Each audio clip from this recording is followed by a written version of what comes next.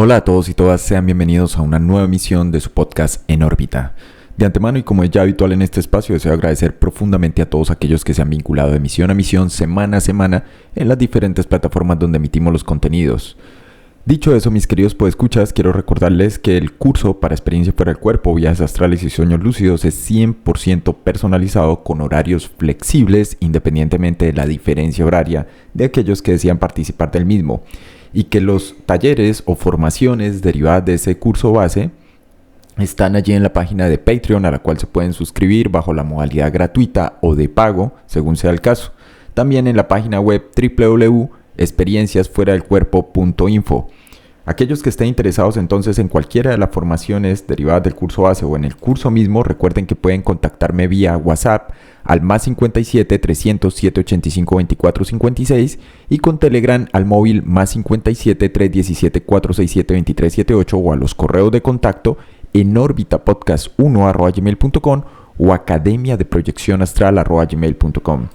Dicho eso, mis queridos podescuchas, el tema que traigo para hoy es un paréntesis o interludio dentro de la nueva saga que hemos iniciado a propósito de el Centro Médico Maimónides, y hoy quiero hablarles entonces de lo que he considerado una herramienta complementaria frente al procedimiento de orientación inversa. Para aquellos que actualmente están participando del mismo, para aquellos que tenían o no alguna experiencia previa con alguna técnica tradicional para inducir sueños lúcidos o alguna técnica o procedimiento específico para inducir lo que llaman viajes astrales o estados fuera del cuerpo, les recuerdo que esto no es una mera abstracción, elucubración mental o derivado resultado de una simple invención, sino que es algo que se ha venido testeando y probando justamente para ajustar y corregir problemas. Dentro de los diferentes participantes, algunos han escrito con algo de inquietud que parecieran no terminar de entender qué implica el procedimiento de orientación inversa y que al final pareciera centrarse simplemente en una especie de desarrollo como si se tratase de una especie de dogma de fe, lo cual es totalmente errado en términos de interpretación. Así que para apuntalar esto y para aquellos que se consideran a sí mismos de alguna forma empiristas y racionalistas, hemos diseñado entonces lo que yo llamaría un procedimiento, o esto sí entonces una técnica derivada de un efecto fisiológico conocido como el efecto de Bohr. Así que les pido que se queden hasta el final y los invito a todos los podescuchas, tanto suscritos como no suscritos, que quieran tener un conjunto de experiencias inusitadas más allá del simple morbo, la curiosidad y más allá de la mera ocurrencia de un estado fuera del cuerpo, un viaje astral o un sueño lúcido de forma, escuchan bien, inmediata y espontánea. Si la orientación inversa es una respuesta paralela y parcialmente correcta para ganar regularidad y frecuencia en la ocurrencia de experiencias fuera del cuerpo, viajes astrales, sueños lúcidos, visión remota, estados precognitivos, al tiempo que permite ajustar los problemas asociados al desarrollo de estas experiencias tan peculiares, entonces el interruptor de Bohr podría ser el mecanismo biológico que paradójicamente rompe el anclaje o el enganche respecto del cuerpo físico e influye en la forma en la que experimentamos estos fenómenos. Vamos a decir entonces que el interruptor de Bohr es la opción B para apuntalar la delocalización de la conciencia. Con esto no solo ganaríamos efectividad sino también frecuencia, y además se adquiriría calidad en el desarrollo de estas experiencias y posteriormente a la salida de las mismas. A todos aquellos que estén interesados podrán contactarme y les explicaré qué se va a entregar con el interruptor de Bohr, y en regla entonces sí, la respuesta corta constituye una formación general y no es prerequisito ninguno de los talleres, ni siquiera el curso base de experiencia fuera del cuerpo. Primero, este interruptor de Bohr consta del siguiente material ya desarrollado que tiene un fundamento metodológico y un rigor a efectos expositivos y también para que la persona se dé cuenta de la diferencia versus cualquier otro procedimiento técnica reconocido hasta ahora. Primero, se entrega una recomendación de progresión de un ciclo a otro para un incremento seguro de los efectos derivados de aplicar esta técnica.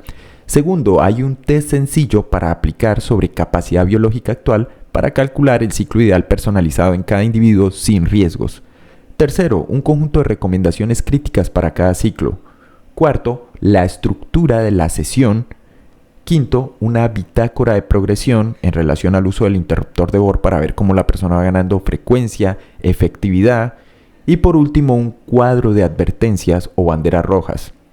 Aquí quiero ser enfático, mis queridos podescuchas, lamentablemente no todas las personas podrían en efecto usarlo y ya explicaré más en detalle por qué. Debido a la naturaleza de la práctica que aquí se va a proponer, esta somete al corazón y al cerebro a un estrés controlado y por ello existen contraindicaciones clínicas estrictas. Ejemplo, una contraindicación mayor sería personas con algún tipo de antecedente cardiovascular, personas que padezcan hipertensión arterial, cardiopatías o arritmias, antecedentes de accidentes cerebrovasculares o aneurismas, descartados. Segundo, personas con algún tipo de diagnóstico previo o presente sobre salud mental y algún problema derivado del sistema nervioso. Ejemplo, personas con trastornos de ansiedad y pánico, personas con algún brote o principio de psicosis o esquizofrenia y personas o pacientes epilépticos, descartados. ¿Influye la edad y la etapa de la vida? También. Niños y adolescentes, descartados. Adultos mayores, se puede practicar con cautela si hay fragilidad capilar o reducción de la elasticidad pulmonar o la persona presenta algún cuadro clínico de enfisema o EPOC, descartados. Mujeres en estado de embarazo, contraindicación absoluta. Otras posibles contraindicaciones físicas serían personas con presión ocular, glaucoma, problema de oído, vértigo o infecciones y cirugías recientes, especialmente en el área abdominal o torácica debido a la presión del diafragma. Naturalmente, a las participantes se les entregará un cuadro de advertencia o banderas rojas, en las cuales si durante la práctica se llega a experimentar cualquiera de los indicadores antes previstos o banderas rojas que se va a entregar con el material, pues la persona simplemente deberá parar la práctica. No con esto estoy diciendo que es algo extremo o seguro, pero evidentemente, de acuerdo a la condición física específica de las personas, sí va a ser un factor importante y determinante. ¿De qué estamos hablando entonces, mis queridos podescuchas? Básicamente de un hackeo biológico para experimentar una gran parte del espectro de la conciencia y en el proceso entonces prometido, sin que esto sea efectista, experimentar estados fuera del cuerpo y sueños lúcidos. Y ya que han escuchado aquí algunas de las contraindicaciones, asumo aquellos que están familiarizados con religiones orientales, filosofías orientales, prácticas orientalistas. No, esto no es pranayama. No es el eslogan tampoco publicitario de eso que se llama respiración consciente o lo que quiera que eso signifique, lo cual además denota una seria confusión moderna muy común. Ese término de respiración consciente se usa muy a menudo de forma superficial en el mercado del bienestar o el wellness y el efecto Bohr y el interruptor de Bohr apuntan en otra dirección. En este sentido, esto tampoco es yoga, ni filosofía mística, ni una tradición oriental heredada. En su estado más puro, mis queridos podescuchas, diría que es un asalto biológico controlado.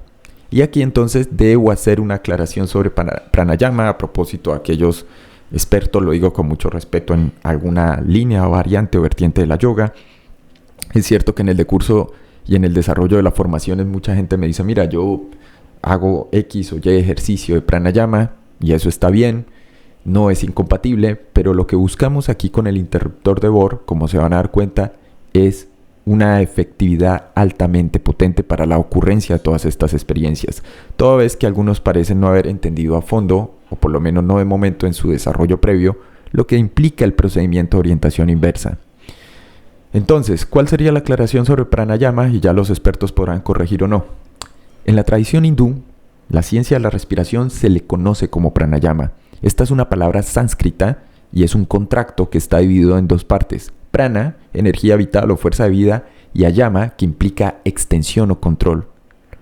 A diferencia de la visión occidental, donde la respiración es principalmente un proceso fisiológico de intercambio de gases, para los hindúes se trata del puente entre el cuerpo físico y la conciencia. El problema, entonces, es que el fundamento del pranayama se basa en la existencia de un cuerpo sutil, pranayama kosha, que coexiste con el cuerpo físico. Pero, como ya ustedes estarán familiarizados con este podcast, para el caso que aquí nos ocupa obviaremos la idea de cuerpos en plural o n cuerpos, los cuales son muy problemáticos a propósito de la inducción de estados fuera del cuerpo, ya que esto no permite integrar, en este caso el uso del interruptor, con el procedimiento de orientación inversa, el cual apunta a un estado asomático para la ocurrencia de estas experiencias. Y aquí lo que queremos es optimizar el punto o los puntos de acceso en la inducción de un rango amplio de experiencias, incluyendo estados fuera del cuerpo, sueños lúcidos, visión remota y otros más, mis queridos podescuchas.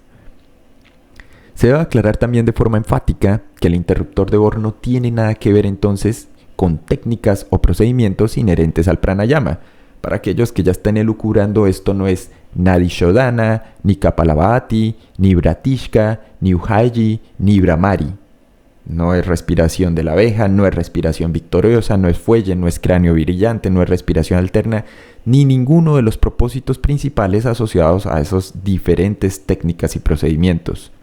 Resulta evidente entonces que la propuesta aquí formulada, por eso les pido que se queden hasta el final para que lo entiendan parcialmente, se aleja de todas estas técnicas cuyo origen y contexto es otro, y se orienta una vez más hacia la búsqueda de eficiencia en términos de cómo inducimos y experimentamos estos diferentes fenómenos que nos ocupan. El interruptor de Bohr, en regla, es un acto de ingeniería que se ejecuta mediante un conjunto de acciones físicas seguras, vuelvo y repito, seguras, sobre el organismo físico, diseñado con un único propósito, mis queridos podescuchas, que es lo que hemos estado buscando: romper los frenos y los filtros que la evolución ha instalado tanto en tu cerebro como en el cuerpo. Nuestra biología está programada para la supervivencia, mas no para la expansión o lo que sea que esto signifique, para la economización de energía, no para la revelación. El cerebro actúa como un embudo que filtra la realidad para que solo percibamos lo necesario para no morir. Palabras de Donald Hoffman, como diría un capellán. El efecto Bohr es un fenómeno fisiológico clave donde la afinidad de la hemoglobina por el oxígeno disminuye a medida que aumenta la concentración de dióxido de carbono y disminuye el pH, lo cual lleva a un aumento de la acidez en la sangre. Esto facilita que la hemoglobina libere oxígeno en los tejidos que más lo necesitan, como por ejemplo músculos activos durante el ejercicio, y lo capten mejor los pulmones. Es un mecanismo crucial para la oxigenación eficiente del cuerpo, que además optimiza la entrega de oxígeno a los tejidos y a la captación en los pulmones. El efecto Bohr es una propiedad de la hemoglobina descrito por primera vez en 1904 por el fisiólogo danés Christian Bohr, así es, por el padre del brillante físico Niels Bohr.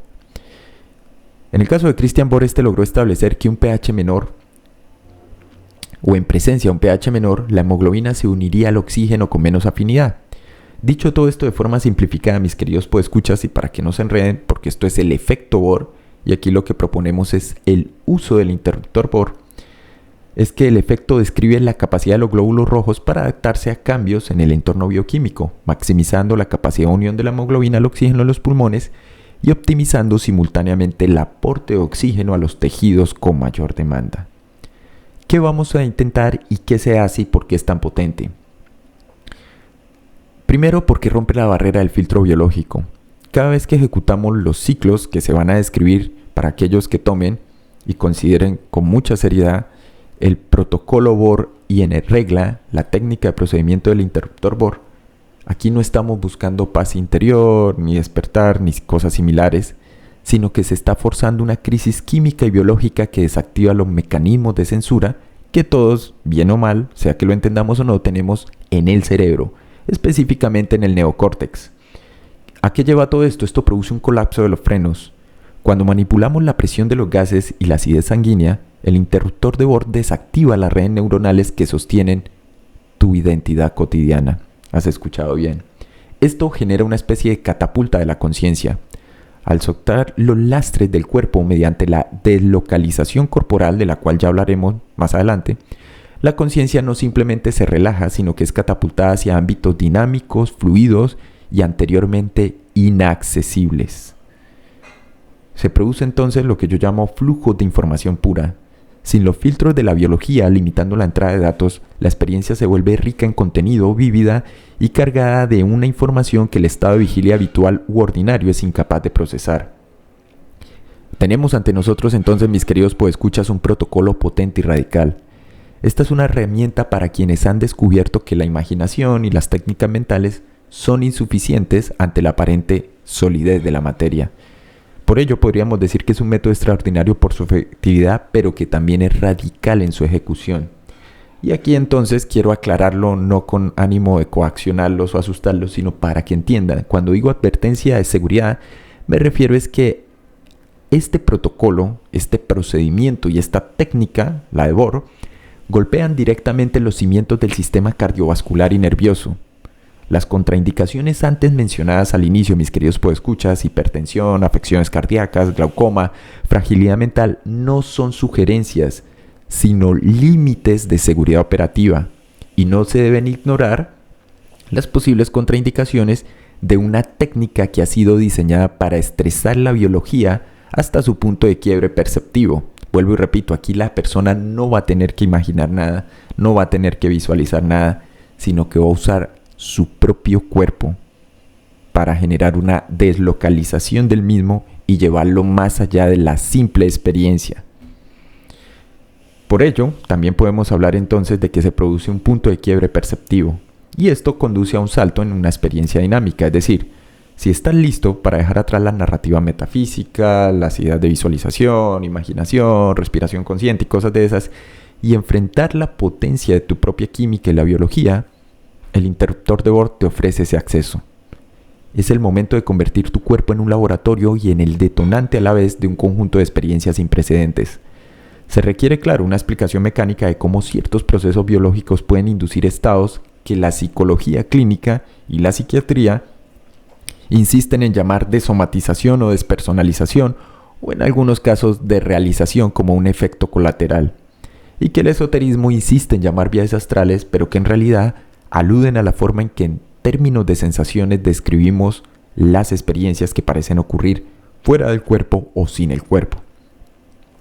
Estamos abordando por lo tanto una técnica que actúa como un interruptor para separar la conciencia de la sensación corporal, toda vez que es solo eso, la sensación de tener un cuerpo, de estar en un cuerpo, como ya se sugirió con el procedimiento de orientación inversa. Y aquí entonces permítame aclarar de qué va todo esto y cómo se logra.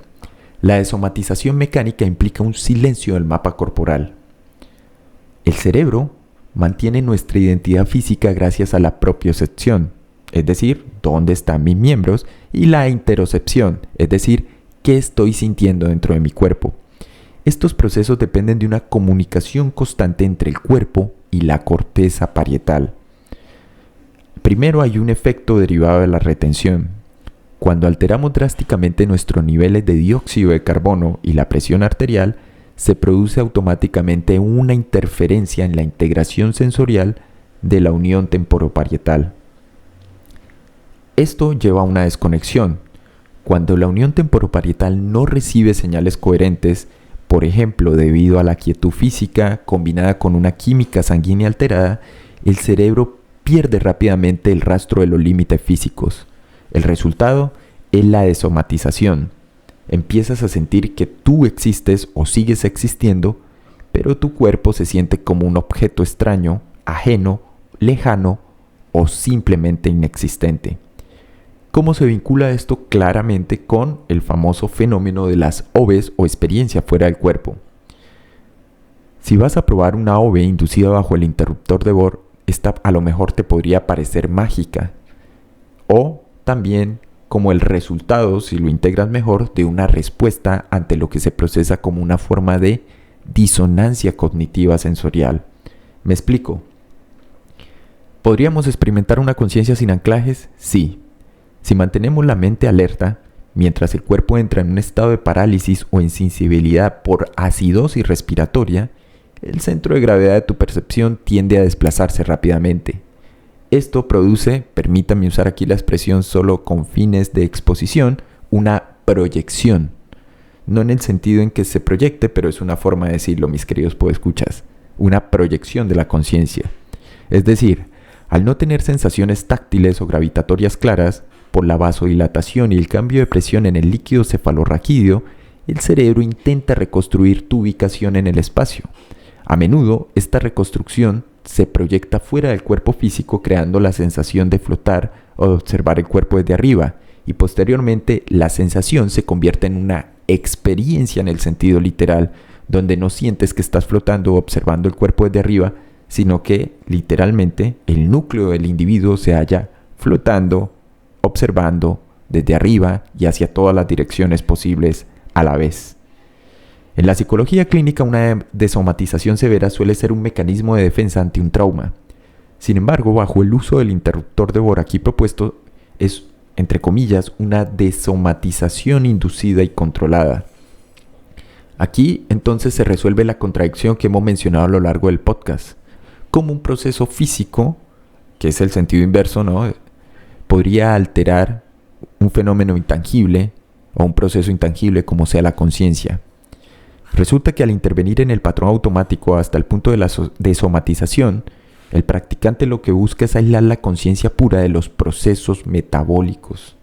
La interpretación general sería que aquello que el psicólogo llama desomatización severa es un síntoma, y aquí lo llamamos abstracción de los sentidos, o si se prefiere, retracción sensorial, de la cual también ya hemos hablado. Y esta parece ser el paso previo a la experiencia límite de los estados fuera del cuerpo, y ojo a esto, eventualmente de un sueño lúcido extendido en el tiempo. Es el intento deliberado donde se demuestra sin ambajes que la conciencia no es un subproducto de la sensación física. Claramente hay unos, vamos a decir, los riesgos clínicos de esta desomatización, entre paréntesis, o entre comillas. Desde el punto de vista clínico, inducir estos estados con regularidad tiene implicaciones que no deben ignorarse en personas con ciertos antecedentes, precedentes y con ciertos cuadros nosológicos específicos como los que ya señalamos. ¿Por qué? Primero, hay una sensación de fuga de realidad. Si el practicante no tiene una estructura psíquica sólida, y por psíquica me refiero a mental, estas experiencias de no lugar en el espacio pueden derivar en episodios de realización persistente, donde el mundo cotidiano empieza a sentirse falso o de cartón. Segundo, puede haber una sobrecarga del sistema límbico. La sensación de fuera del cuerpo suele ir precedida de una señal de alarma del tallo cerebral. Por eso en el curso base yo suelo explicarles que normalmente se interpreta es como una señal de alerta o peligro. No porque sea en regla una desomatización severa, sino porque una experiencia sin el cuerpo genera una orden de alerta bajo la cual se protege y genera unos filtros a menudo el cerebro para evitar la ocurrencia de la experiencia y la dificultad de la misma. Entonces, si se repite demasiado, puede sensibilizar la amígdala y generar estados de ansiedad latente cuando la persona tiene o presenta cierta fragilidad mental o inestabilidad emocional. A modo de una primera conclusión, mis queridos podescuchas, podríamos decir que efectivamente estos ciclos presentes en el protocolo de Bohr son una herramienta de biohacking diseñada para forzar una brecha entre la mente y la materia. Esto no es un eslogan publicitario, no es marketing de paz interior, sino que es una técnica que induce una crisis fisiológica controlada que obliga a la conciencia a despegarse de su anclaje somático habitual.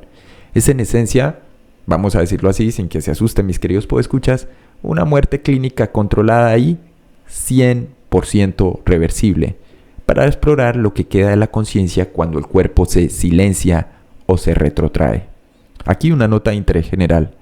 Es paradójico, y lo sé, que el acto fisiológico o un acto fisiológico específico sobre el cual podemos intervenir induzca o lleve a un estado en el que parece que experimentamos el mundo sin el cuerpo, tal y como se entienden en el sentido moderno y clásico las OVEs, y más aún que se afecte la conciencia y la mente.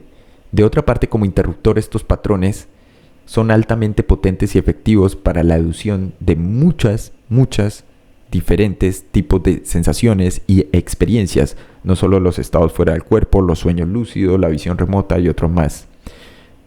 Estamos lidiando, y lo sé mis queridos podescuchas, con una de las paradojas más profundas de la experiencia humana: utilizar el mecanismo más visceralmente ligado a la supervivencia biológica, que en este caso es el aire, para trascender la biología misma. Efectivamente, estos patrones de respiración funcionan como un interruptor neuroquímico de alta potencia. No se trata de una mera relajación, de un cambio en la actividad electroquímica, sino de una herramienta de ingeniería diseñada para forzar la entrada a estados que el cerebro normalmente reserva para situaciones límite como la vida o la muerte o el sueño profundo. Apuntalamos un poco más esto, mis queridos podescuchas. Para que el cerebro sienta que está dentro de un cuerpo, necesita integrar constantemente señales visuales, táctiles y vestibulares. Esto en suma produce también el equilibrio y nuestro sentido de geolocalización en el espacio. El patrón de Bohr actúa como un interruptor muy similar al ruido blanco cuando es una exposición prolongada o intensa. Por eso es que solemos usarlo con los practicantes de visión remota controlada. Por eso es que solemos usar el ruido blanco como un mecanismo de apuntalamiento o refuerzo en las diferentes técnicas que probamos.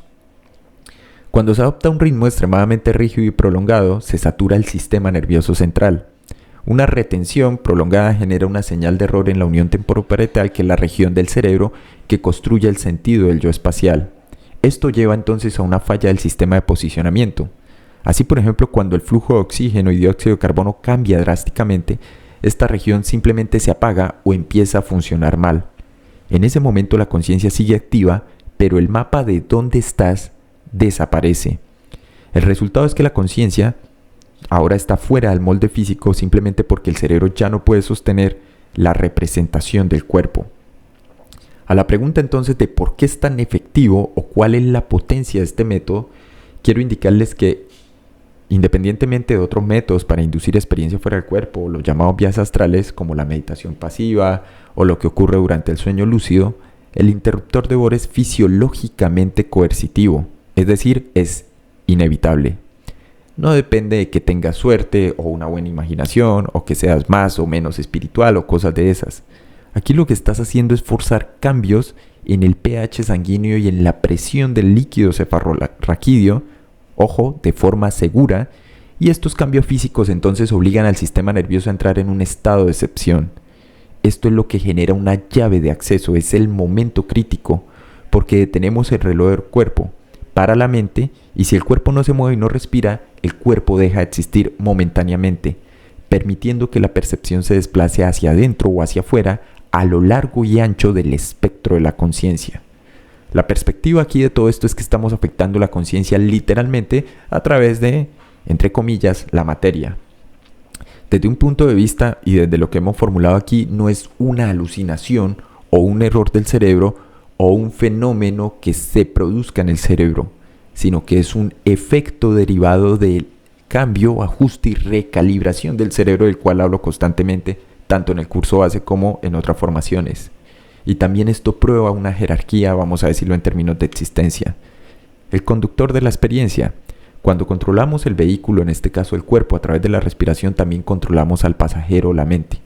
Y se produce una indagación. El propósito de las experiencias fuera del cuerpo y de los viajes astrales es que el practicante experimente directamente que él no es lo que él llama su cuerpo, o usando el pronombre personal de primera persona, mi cuerpo. Al inducir la desomatización se busca un conocimiento empírico, en el cual, si puedes observar tu cuerpo y tus procesos fisiológicos desde afuera o desde cualquier otro punto del espacio, entonces evidentemente tú eres quien observa, no el organismo o el sistema físico allí tendido observado. ¿Es una herramienta altamente efectiva? Sí, pero que tiene una advertencia. Primero, en términos de efectividad, es probablemente una de las formas más rápidas experimentadas a la fecha por quien les habla y por algunos cuantos para experimentar un estado alternativo de conciencia sin el uso de sustancias externas. Segunda advertencia, hay un riesgo de anclaje. El peligro de usar un interruptor tan potente como este es que si se hace obviando las contraindicaciones antes señaladas, para algunos puede resultar traumático y puede dejar al individuo con una sensación de desconexión de la realidad cotidiana debido a la sobrecarga sensorial que se produce. Aquí hay una conclusión entonces. La paradoja se resuelve cuando entendemos que el interruptor de Bohr es la frontera, es el único proceso que a la vez es consciente e inconsciente, voluntario e involuntario, y que al intervenir sobre este operamos en la costura misma que une la mente con la materia. Es ser un interruptor tan potente que en la antigüedad se consideraba, independientemente del nombre dado, que, vuelvo y repito, no tiene nada que ver con el pranayama, entendieron que era una forma de hackear la percepción de la realidad de manera directa y muchas veces irreversible.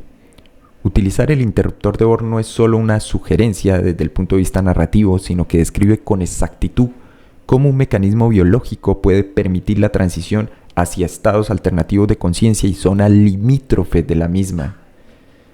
Aquí una nota de interés. El término de localización corporal es de hecho mucho más preciso y descriptivo desde el punto de vista fenomenológico que la desomatización de la que hablan los psicólogos clínicos y los psiquiatras, ya que la desomatización implica una pérdida del cuerpo, en tanto que la deslocalización describe perfectamente la experiencia de sentir algo que es, entre comillas, tuyo, pero que no ocupa un lugar en las coordenadas de tu anatomía. En el contexto del interruptor de Bohr, la deslocalización corporal representa el éxito culminante de la técnica. Pues bien, mis queridos podescuchas, espero que haya sido del agrado de todos ustedes. Los invito a que lo prueben. Esto es una formación que podremos dividir en un par de sesiones debido a la alta tasa de efectividad del mismo. Pero para aquellos que presentan alguna de las contraindicaciones antes descritas, les sugiero se abstengan de probar.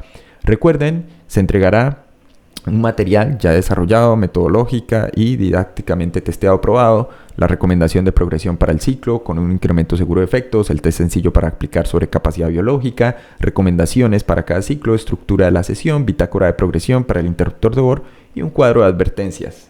Y obviamente lo que es para cada uno, digamos, hay 3 niveles que se podrán trabajar para el uso de este interruptor de Bohr. Entonces se entregará un diseño de sesión para cada uno de estos 3 niveles. A todos aquellos interesados, recuerden, pueden contactar directamente al WhatsApp más 57 307 85 24 56 sobre costos, disponibilidad, o al Telegram al móvil más 57 317 467 23 78. Mil gracias a todos por su atención, por escuchar, y nos veremos en una próxima emisión.